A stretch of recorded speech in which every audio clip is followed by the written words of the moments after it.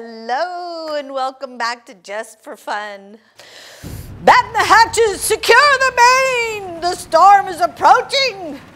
Furl the jib, yelled Tosh Kahiao Lindsay, the captain of the Wicked Heart. The ship was rocking from side to side, being tousled and tossed on the waves, and the gale winds were blowing. If we hold this course tonight through the weather, we'll have calmer seas by morning, Tosh yelled to his crew. The waves crashed over the side rails and the bow, and the sailors were soaking wet and shivering cold. As they tried to reel in the mainsail, tie down loose objects on the deck, and secure the hatches and tie the boom down to keep it from banging around, the defenseless ship tossed and tipped to its port side and then back to starboard, and all the men were toppled. Suddenly, there was a forceful and unrecognizable slamming bump to the hull, and then another. The mighty ship leaned hard to its starboard side, and then it swung around like a whip back to its port side. "Behold, Captain, off the starboard bow, there! There, Captain! The blood-red tentacles of the wild, dreaded beast!" "Everyone, on alert!" ordered Tosh. "It's coming this way!" "Prepare to jibe the main. Men, are you ready?" "Ready, sir." "On my mark. 3, 2, 1, jibe ho! Kraken's monstrous head dead ahead, sir! Crank in the winches and pull in that lazy sheet, men. Tighten the main." The Wicked Heart was now closer to the giant octopus, and it was heading straight for the center of its giant head. The Kraken raised its blubbery, bulbous head out of the water and glared its best octopus stink eye at Tosh. Tosh held steadfast to the helm and stink-eyed his eyes right back at the Kraken with a scowl. And then to his men, "Steady, men, steady!" Lightning flashed and thunder crashed, and the rain was relentless. Another big wave crashed over the bow, and everyone got wet. The Kraken began to wind his long, snake-like suction cup legs around every wooden and metal part of the ship. It was searching for sailors to stick to and slappy swashy and ultimately devour. The men were flung helplessly around the ship that was rocking in the waves, and all the while they were dodging the beast's vicious suckers. The sailors were sliding up and down the deck, trying to hang on to anything they could get their grip on. Kraken made a gargantuan growling sound, showing his only pointed tooth. It was breaking wooden crates and tearing down rigging from the masts. Lines were swinging around the cockpit like whips. That wild, blubbery of a thing was knocking winches and buckets and anchors, pulley blocks all around the ship's deck. "We can't let ourselves get captured! We've got to fight this unwelcome beast of a cephalopod. Men, hear me now! Stay strong! Don't give in to the beast! We are strong and we can defend ourselves!" But the Kraken was winning its forceful grip on the men, and there were more tentacles than men. Tosh's ship's hull creaked and moaned. Tosh had to think of something quick. He was running out of options. The slimy wrestler lifted his 8 legs up all at once with the Wicked Heart in its grasp, and then it rose him up out of the sea, and the defenseless ship was dangled upside down. The ocean water poured out of the portholes and drained off the foredeck in waterfalls. The men clung to the nearest cleat, hanging on a stronghold for their lives. The wooden hull moaned in agony. The ravaging beast swung it around like it was their baby's rattle toy, and then that nasty Kraken rolled it back up. Tosh commanded orders swiftly and bravely. "Men, grab whatever ropes You can find and lash this monster's legs down. Secure the creature to the ship so it can't move.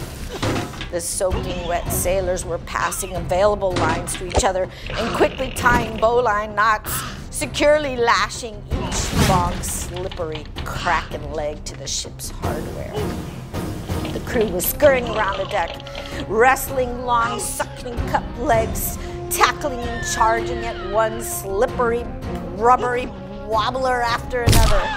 Lasso every one of those miserable beast's appendages and tie it to the ship. The men were getting pummeled by blubber. It gnashed his wild beak at them. Be brave, men! Hold your ground and stand strong and wrap those lines, bellowed Tosh. They battled for an exhausting 2 hours. One by one, the kraken's legs were tied to the foreback, bow and stern. That crazed animal jerked and wobbled to release itself. But it grew weary and so completely exhausted that it finally stopped bucking, writhing, and wiggling. Hold your positions, men! The beast lay still. Tosh approached the head of the kraken. You are quite a whale of a problem, and you gave us a ferocious fight for a while. But now, you poor miserable brute, we've got you, and you do appear out of strength. You have no other choice but to give up and surrender. It was growling low and long.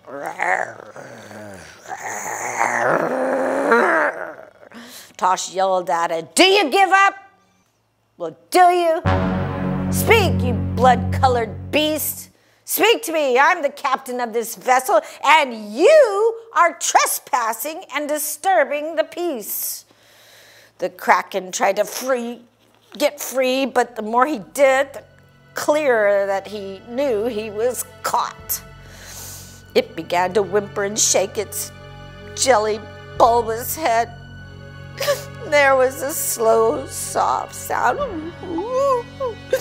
and then it started breaking out in a soft, blubbering cry. And then whimpered, guttural, throaty gargling.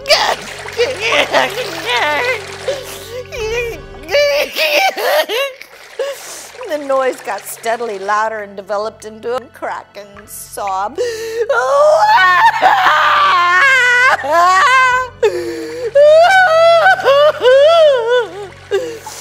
Tosh yelled at it again. Why in the world are you crying? After all you've done to us? After all you've put us through, you with your gigantic mass, giganticness? Okay, enough. Enough then! Do you give up?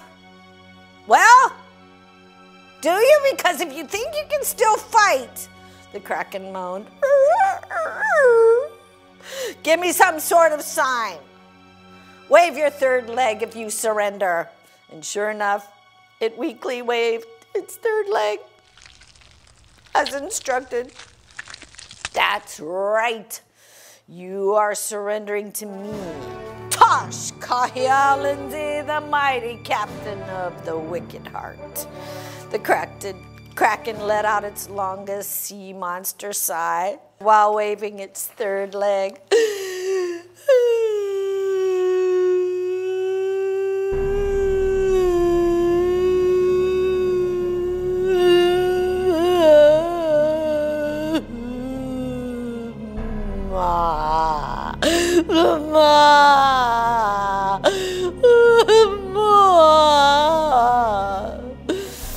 Tosh pulled out his ship flag and spoke. This flag makes it official. Do you, beastly kraken, promise to uphold the rules from Section 5, Chapter 3, Article 15, page 76, Paragraph 4 of the International Oceanic Code of Mariners' Conduct? Do you, beastly kraken, swear your never-ending allegiance to peace on all the seas of the globe? Do you, on this hour, at this minute, promise you will cause no further harm to any human, nor to any of our ships, no matter how mad you get at anyone or anything? Do you agree here and now? Do you promise this to be your rightful and legal way you will conduct yourself from this day forward?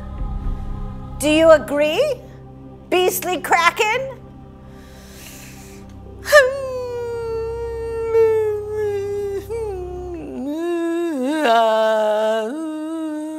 And he waved his third leg as instructed, and it relaxed its grip, becoming a squishy ball of red jello. So there you have it. He has officially sworn his oath. Let it be known to all that he has surrendered. Unwrap those lines from his legs, man, and release the beastly kraken. It sighed and let go of the wicked heart. The ship was free and it slid gently back in the sea and bobbed upright. The kraken bowed its bulby head low and waved its third leg. Goodbye. And it slipped down underneath the blue water. The men looked over the rails to make sure they were safe and sighed a great sigh of relief. They slowly got back to their duty posts and began cleaning up the damage and getting back to their jobs once again. Tosh commanded, "Men, are you ready to tack?" "Ready!" "Tacking!" Tosh commanded as the sun finally poked out from out beyond the clouds and the sails caught the gust and the wicked heart was making way. And so it was for many years to come. Captain Tosh Kahiau Lindsay set sail around the world. The wicked heart's name was changed to the noble heart. And as for that beastly Mr. Kraken, he's still around. And he's never a stone's throw away from Tosh. They became inseparable friends, learning each other's language, exploring the world, and finding adventure together. They are bound by a mutual sense of duty to uphold the laws of the vast seas. And no matter what the weather they endure, whatever life throws their way, they will always be together. Captain Tosh Kahiau Lindsay, Mr. Beastly Kraken, and his faithful crew of the Noble Heart lived happily ever after. On the sea, by the sea, and for the sea. Not the end.